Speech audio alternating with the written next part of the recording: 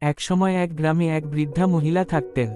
তিনি গরিব হলেও তার হৃদয় ছিল সোনার মতো উজ্জ্বল।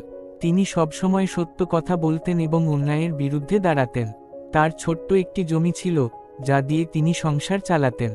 কিন্তু তার জীবনে এক কঠিন সময় এলো। গ্রামে এলেন এক ধনী ব্যবসায়ী, যিনি ছিলেন চতুর ও ক্ষমতাশালী। তিনি বৃদ্ধার জমিটি দখল করতে চাইলেন। তিনি বৃদ্ধাকে প্রস্তাব দিলেন, তুমি যদি আদালতে মিথ্যা সাক্ষ্য দাও, আমি তোমাকে অনেক টাকা দেব। তোমার গরিবি দূর হবে। কিন্তু বৃদ্ধা মহিলা বললেন, আমি কখনো মিথ্যা বলবো না। সত্য কথা বলাই আমার ধর্ম।